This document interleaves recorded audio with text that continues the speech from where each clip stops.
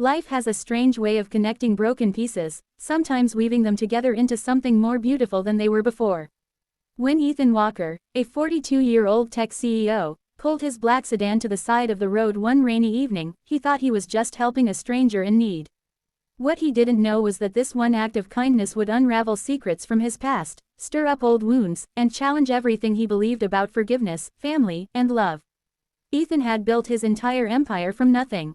Years ago, with little more than a borrowed laptop and a relentless dream, he co-founded a startup that would later revolutionize cybersecurity.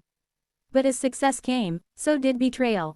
His former partner and closest friend, Richard Hale, blindsided him by stealing investors, manipulating contracts, and nearly collapsing Ethan's company. The betrayal cost him millions in years of rebuilding. More than the money, it cost him trust. Ethan swore he would never let his guard down again. On this stormy night, though, he wasn't thinking about the past. He was thinking about his son, Noah, who had grown quiet and withdrawn since the passing of his mother 2 years earlier. Nothing seemed to bring light back into Noah's eyes anymore, and Ethan carried the guilt like a shadow. He was so consumed with running the company and keeping his son afloat that he never imagined one unexpected encounter could change everything. Through the sheets of rain, he saw them, a woman standing by a broken-down van, shielding 4 young girls beneath her arms. Their clothes were soaked, their hair plastered to their faces, but it was the look in their eyes that struck him most, fear mixed with quiet resilience. Ethan rolled down his window, hesitated for only a second, and then stepped out. "Do you need help?" he asked. The woman looked up, her face pale under the dim streetlight. "The van died. We don't really have anywhere to go." Her voice carried exhaustion, the kind that comes from too many battles fought alone. Without a second thought, Ethan offered them warmth, food, and a place to stay for the night. He told himself it was temporary, just a gesture of human decency. But when the girls curled up on the couches of his modern yet lonely house, when laughter echoed faintly through halls that had long been silent, Ethan felt something he hadn't in years: life. Over the days that followed, Noah bonded with the girls, especially the youngest, who insisted on sharing her crayons with him. For the first time since his mother's death, Noah laughed. It was small, fleeting, but Ethan noticed. He began to see how much healing could come from companionship, from the simple presence of others who carried their own scars. But then came the revelation, like a slow-burning fuse reaching its explosion. The woman's name was Claire. At first, Ethan only knew fragments. She had left a painful marriage, she had been struggling to keep her daughters safe, and she wanted nothing more than to give them a chance at a better life. But when Ethan finally pieced together her full story, his world shifted beneath him. Claire wasn't just any woman. She was the ex-wife of Richard Hale, his former partner, his rival, the man who nearly destroyed his career. The realization left Ethan reeling. Was this fate's cruel joke? The woman who brought laughter back into his home was tied to the man who had once stolen everything from him. His first instinct was to push her away, to protect himself and his son from being pulled back into Richard's orbit. But when he looked at Claire's daughters, when he saw the way they held onto each other, he knew this was not about business. This was about humanity. Yet the world has a way of finding cracks in even the strongest walls. News spread quickly. A CEO sheltering the ex-wife of his rival. The media pounced, painting the story as scandal, as revenge, as a twisted narrative of power and manipulation.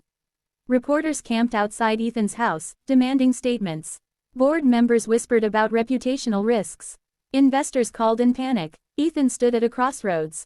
If he distanced himself from Claire, the noise would quiet. His company, his legacy, his carefully rebuilt empire would remain untarnished.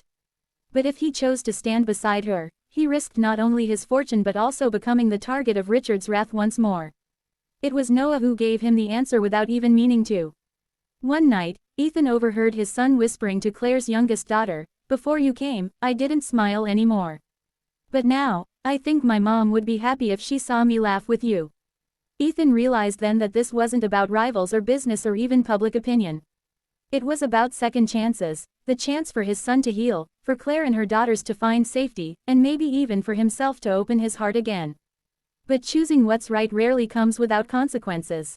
Richard returned into the picture, furious that Ethan had not only taken in his ex-wife but had become the father figure his daughters now looked up to.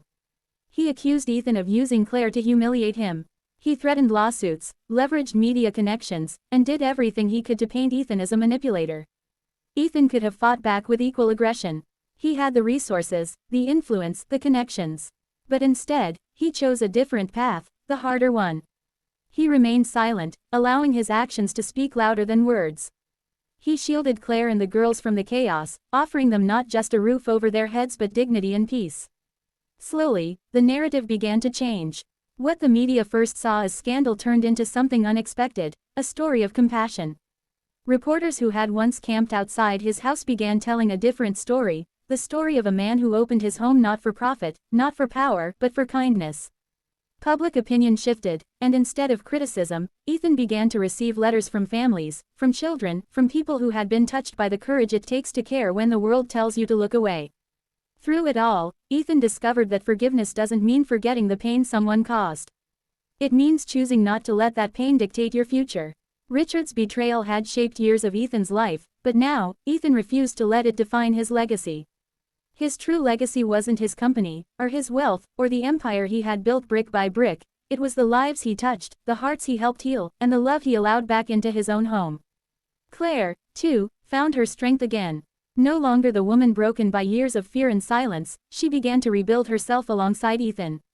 She found work, she enrolled her daughters in school, and she began to smile in ways that suggested freedom was no longer just a dream but a reality. As for Ethan and Claire, their bond grew not from romance at first but from shared resilience, from nights spent sitting at the kitchen table helping children with homework, from quiet moments where two wounded souls realized they were no longer alone. Love, when it finally arrived, was not fireworks or grand declarations. It was steady, patient, like rain soaking into dry earth. In the end, Ethan made peace with the past not by erasing it, but by proving that the future could be written differently. He didn't just save a woman and her children that night on the rainy road, he saved himself, his son, and perhaps even the belief that kindness still has the power to change lives. And maybe that's what makes this story more than just drama, more than just a clash between rivals. It's a reminder that the choices we make in the quiet moments, the choice to stop, to help, to love despite the risk, are the choices that shape who we truly are. So when the world asks what matters more, your pride, your wealth, your legacy, or the simple act of doing what's right, Ethan's answer will always remain the same: kindness, no matter the cost. Because sometimes, the family you choose out of compassion becomes the greatest victory of all.